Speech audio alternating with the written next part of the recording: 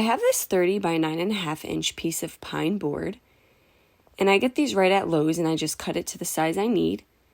And I'm going to start by giving it a coat of Wise Owl chocolate. I'm going to allow that to fully dry, and then I'm going to paint on top of it with some Wise Owl Snow Owl. And the reason why I do the dark underneath and then go back over with the light is so when I go to sand it and give it a distressed look, I have the dark paint pull through the white rather than the light pine board. So if you're not going to distress, then you can totally just skip applying the chocolate to it.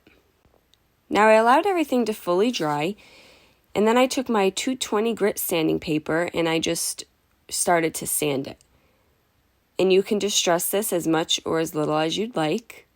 And the more I sand, you can see that some of the brown paint from underneath is showing more. And then you just want to take a paper towel and just remove all the sanding dust off your project. I then took a Gen foam brush and some of my Wise Owl 1 Hour Enamel Clear. And this is the top coat I'm using for this project. And I just applied that to the entire board. And then you want that to fully dry. I got these really cute signs from Dollar Tree, and I love them how they are, but I'm actually going to remove the wood signs. One is a house that says "Bless Our Home," and one is a heart that says "This Is Us." And they just screwed right off, and I put those aside for another project. I then have some wood letters here. I get a lot of my letters right from Hobby Lobby. They come 2 in a pack. And I'm using some Higgins Lake from Wise Owl. And this is the 1 inch round brush that I'm applying the Higgins Lake with. And once I have good coverage, I'm just going to set those aside to dry.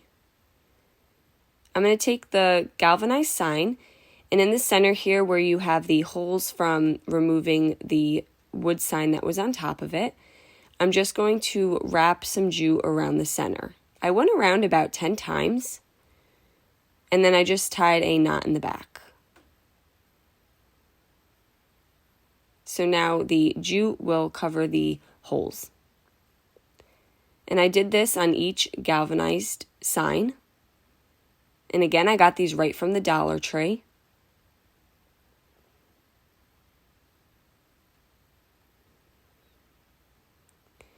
Once my letters were dry, I then took some E6000. This glue is great on metal projects. And I'm just applying it and then laying my letter on top. Now another thing you could do is some hot glue, but if you're going to use the hot glue, try to get it in the areas where the jute is. The wood will stick much better to the jute than to the metal with the hot glue. I'm going to take my board and I'm going to put it vertically, and across the board is 9.5 inches.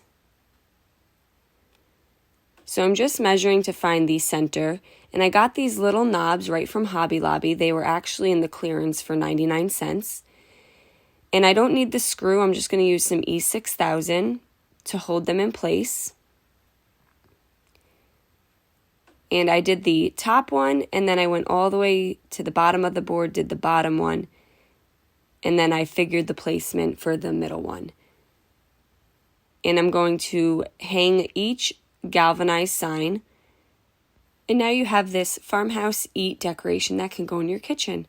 I hope you enjoyed this video. Paint products, tissue paper, transfers, and mesh stencils can now be found on our webpage at chocolateupfancy.com. And don't forget, you can also check out other tutorials on our webpage as well. Have a great day.